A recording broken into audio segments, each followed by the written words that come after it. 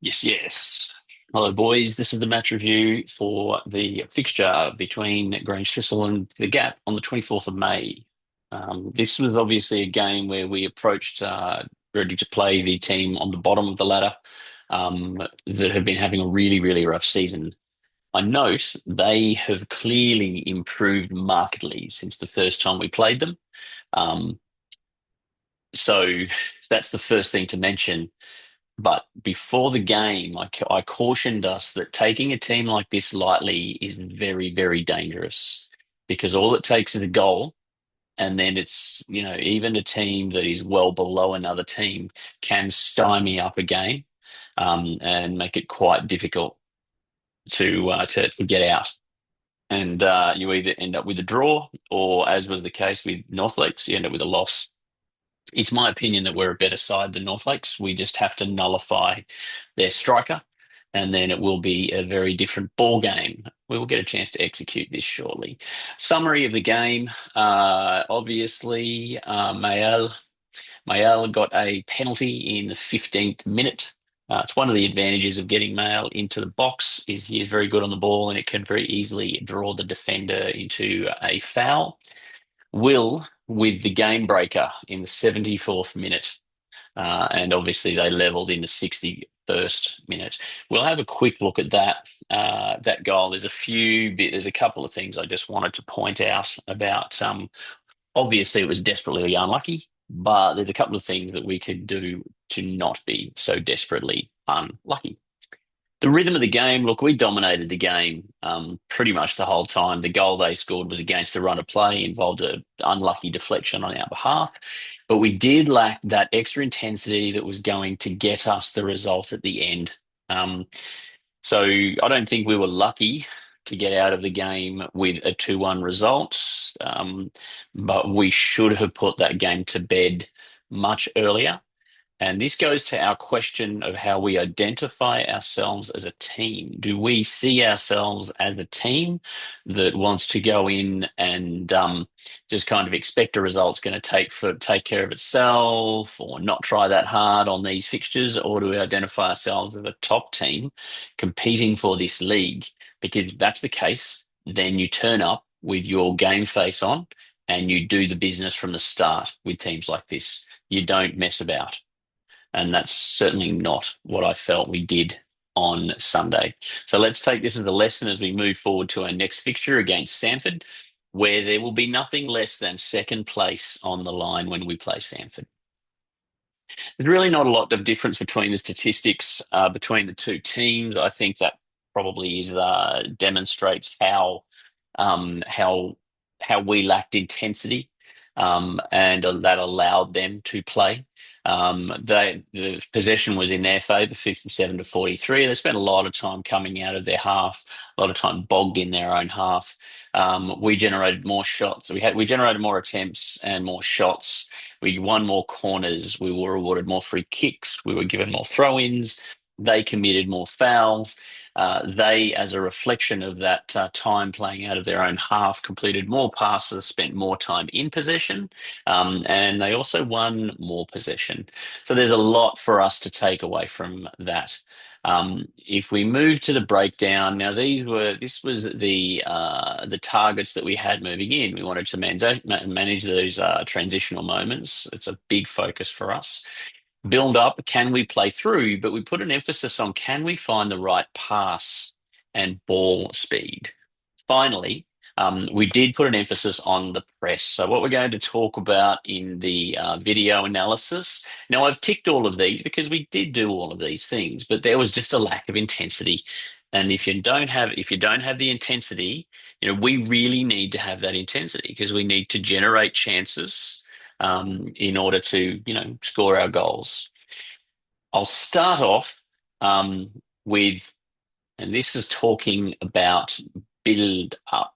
Okay, specifically, this is taking us into, I think, the later parts of the first half. We were having a little bit of difficulty finding passes in between the lines. Now, Fitzy talked about this at half time, so we'll go there. 39. This is a little bit before it. Okay. Ball rolls out to Zach. Now, here we are. We'll let it take shape a little bit. So Danny's dropped a long way back to assist us to get the ball out. So the options we obviously have Major over here, mix back. Now, Danny's dropping back, Ollie's coming across. So what we effectively want to try to do is receive the ball in between the lines, preferably in a position where we can move, well, where we can move forward. Okay, so this is very much the line that they have set. Danny's dropping out of that line. What I want to highlight though is I want to highlight where Will is. So this is they don't actually have a lot of numbers in their press. They're basically pressing with three up front, the same as we would typically press. This guy's tracked back to try to see what Danny can see if he can get the ball from Danny. Ball goes to Danny. Danny tries to turn, ends up being overpowered. Now, the good thing about this situation is despite the fact that Danny's been overpowered, it still stands to reason that we've got players behind the ball so we can defend the situation. But if we can just roll it back a smidge. So Danny's there, Danny's moved, and then he's moved in. Now, I would argue that in this situation, if we're wanting to play a ball in between their lines, so this is their front line. This guy's dropping out. They will have another line behind here, but Will is available to receive the ball. So in this situation, a good pass here would be for Will to advance, don't stand still. And then we have the situation where Zach, using ball speed, can pass to him, and then we bypass this whole line. Will can either turn. So in that situation, Danny can turn and then support the run. But the point of the story is we've escaped. All right. So Danny can execute this run. So what we're trying to do is we've got the gap with ball speed. We can kick and an accurate pass. We can kick the ball through, find Will, and then we have defeated the press. We'll now go forward to this is 44-51, which is a very similar situation. We found ourselves here a little bit, and it shouldn't be difficult for. Okay, so same again. I'll take it back 5. Okay, bang. So this is the ball. We'll wait till he gets to Zach's feet. Kabang. A little bit further. Right. So this is almost a mirror image of what we had before. The difference being Danny. Now, Major, you probably need to come across. Mick, you probably need to come across to support this a little bit more. You're standing in the middle of your goals, not too far. Major, you need to come in case we switch. Ollie's on his way. So in this situation, obviously the press is on its way.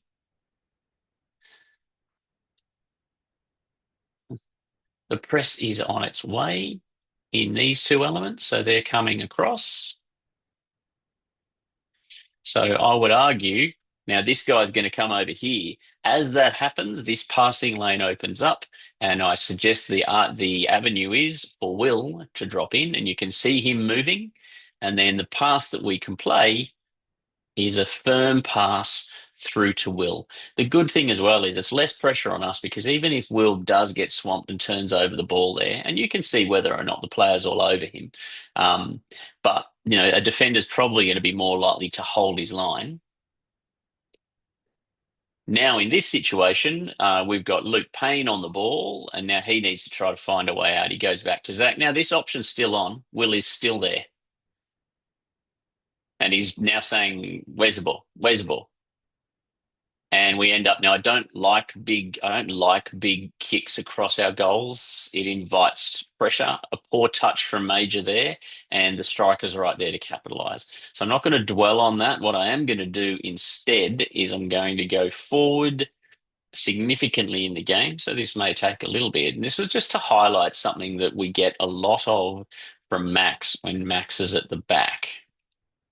And that is these long raking passes that cut the lines. Okay, yeah, Mick almost fumbles that one, which is good. So passes the ball to Max. Max takes a touch forward. Now I'm going to pause it right there. So what Max has identified, he's on the ball. He's on the ball. He has Mick here, Francis here, Major out on the other side doing a good job of creating space. Ollie supporting the pass. Left back out here. I think at this point in the game, it was probably May. Oh no, that is who that Riley Mayall there. What Max has identified, if we have a look at their lines, the lines of the opposition, he's identified that's their press line, that's their second line, but what Max identifies is that there is a pass that we can execute here, which will allow us to break their line. So if we let it play forward, bang, good pass, ball speed, gets it through, and Luke receives. Luke then lays it off to Luke Payne, plays it down the line, and we've escaped. Now, unfortunately, the pass has gone out.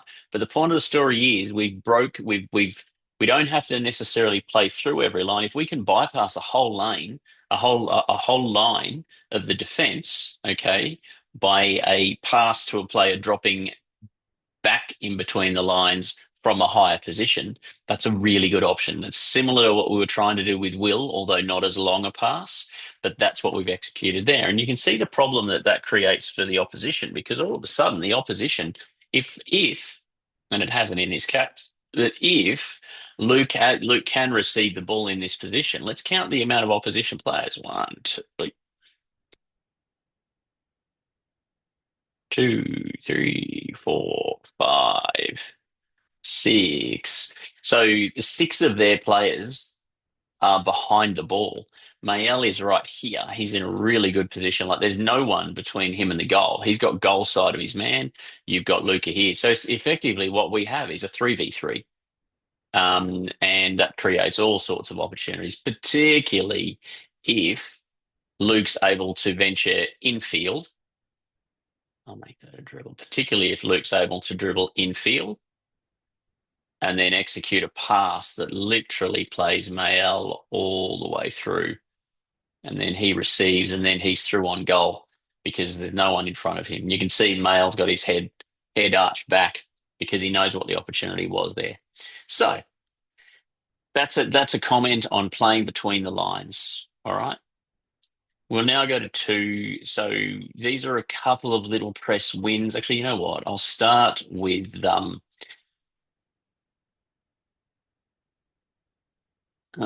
dear. Didn't write down the time. Anyway, so we'll talk a little bit about in the first half when we were very much on and the benefits of that with respect to having. So this is the press win, and this is something that we play for. Remember, so what we've done is we've applied the pressure really well. So Danny's come across and put pressure on the defender. Actually, we'll go back a little tiny bit more so we can see this unfold. So we'll go back to two. Okay, so he's picked the ball up. Now, this is not a corner, but that's okay. It doesn't always have to be a corner. Bang, ball's on the deck. Mael's joining. Danny comes over. Mael goes over to the ball. Danny's there. So we now have a 2v2. We've got the ball trapped in the corner. So this is a good opportunity for us as a pressing unit. We've got Lukey here. So he's going to give them all sorts of grief as far as trying to get them out. Goalkeeper's there. We'll play it. He plays it over. Now he's going to lump it up long.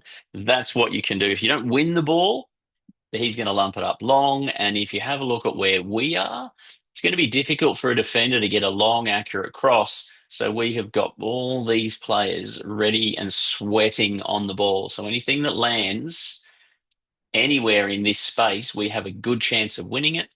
If we win it, we then also have two players in opportunities where they can attack directly to goal. So let's see how it unfolds. Bang. Now he manages to clear that, but that doesn't actually help him a lot because Zach is behind him. Bit of a rough touch, but now Francis has won it, and Francis has got the opportunity to drive into a whole bunch of space on the ball, but more importantly, he's got Danny, he's got Mael, he's even got Will over here who's looking to cut towards goal. And importantly, the defenders are all over the shop. All right, this is what happens when you put defenders under pressure and they are forced to just lump it out. So if we let that unfold, Francis dribbles forward. Danny wasn't ready for a run. Now Mayal's on the ball. Okay, so probably fizzled out a tiny bit, but we'll watch this bit. So we're still on the press. He's going to go long, and we're going to cut it out. Oh, okay. Well, we're not. But anyway, you get the idea. We'll now go to 44-51.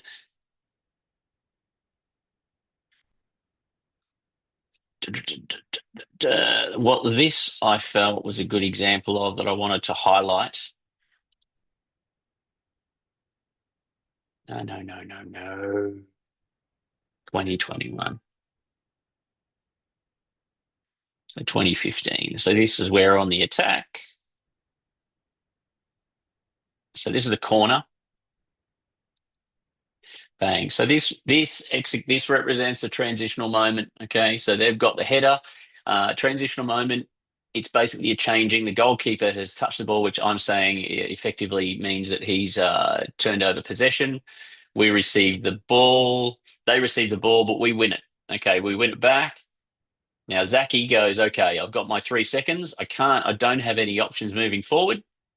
Consolidate possession. Find Griggsy. Griggsy moves it in, finds Francis dropping back in, and now we've got Luke, and here we are. So we've maintained possession. We've let them chase around the ball. So they can chase the ball all day because we will cash in later in the game. And we saw in the last 15 minutes, we dominated these guys. We just really, really owned them. Um, so Luke gets a chance to drive in. Now, at this point in time, what we need to be trying to do is figure out where the runners are. Okay, you can see in this situation, we've got Benji's on the pitch. So Benji's trying to execute a run. So here's Benji. Danny's probably not really in a good position to do an attack. Riley's drifting across. So that's not Mael. That's Will. So Will's found his way over to this side. I think that might even be Mael. So maybe the ball through here to find Mael's an option. Possibly a ball through here, but there's not really a runner.